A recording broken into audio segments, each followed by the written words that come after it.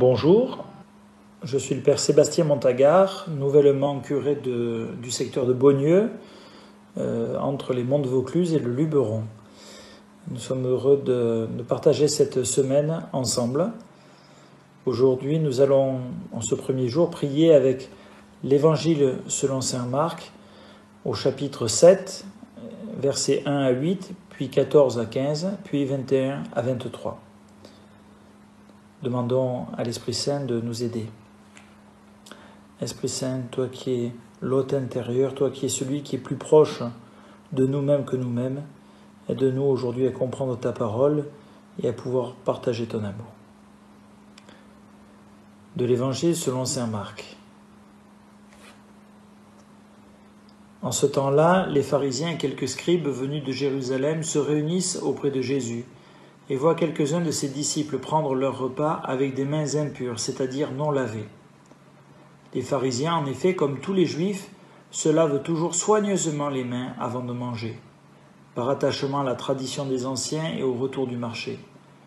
Ils ne mangent pas avant de s'être aspergés d'eau, et ils sont attachés encore par tradition à beaucoup d'autres pratiques. Lavage de coupes, de carafes et de plats. Alors les pharisiens et les scribes demandèrent à Jésus « Pourquoi tes disciples ne suivent-ils pas la tradition des anciens ? Ils prennent leur repas avec des mains impures. » Jésus leur répondit « Isaïe a bien prophétisé à votre sujet, hypocrite, ainsi qu'il est écrit « Ce peuple m'honore des lèvres, mais son cœur est loin de moi. C'est en vain qu'ils me rendent un culte. Les doctrines qu'ils enseignent ne sont que des préceptes humains. Vous aussi, vous laissez de côté le commandement de Dieu pour vous attacher à la tradition des hommes. » Appelant de nouveau la foule, il lui disait « Écoutez-moi tous et comprenez bien. Rien de ce qui est extérieur à l'homme et qui entre en lui ne peut le rendre impur. Mais ce qui sort de l'homme, voilà ce qui rend l'homme impur. » Il disait encore à ses disciples, à l'écart de la foule, « C'est du dedans du cœur de l'homme que sortent les pensées perverses, inconduite, vol, meurtre, adultère, cupidité et méchanceté, fraude, débauche, envie, diffamation, orgueil et démesure. Tout ce mal vient du dedans et rend l'homme impur. » Acclamons la parole de Dieu. Louange à toi, Seigneur Jésus. Un évangile important.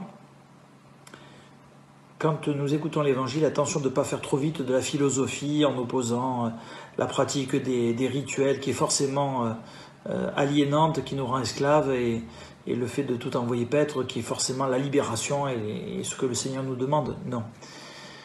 De quoi s'agit-il ? En particulier avec cette phrase, vous laissez de côté la parole de Dieu pour suivre la tradition des anciens.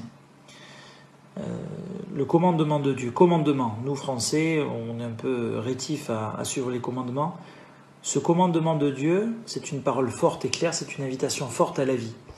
Et quand on aime quelqu'un, on ne dit pas « Oh, si tu veux, tu pourrais faire ceci ou tu pourrais faire cela ». Non, s'il y a péril de vie ou de mort, eh bien, c'est une parole forte, qui n'emprisonne pas, mais qui, au contraire, permet d'être libre.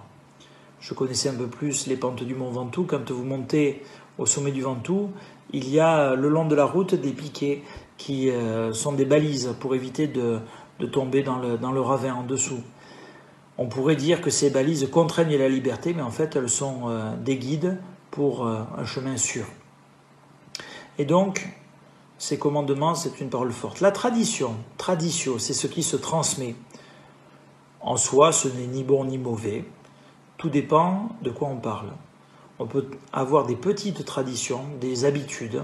Si, par exemple, vous avez l'habitude tous les jours de vous lever à 5h ou 6h ou 7h du matin, et que vous donnez cette habitude-là à vos proches, c'est une habitude. Ça ne les fera pas automatiquement rentrer dans le royaume de Dieu, ça ne les en chassera pas non plus.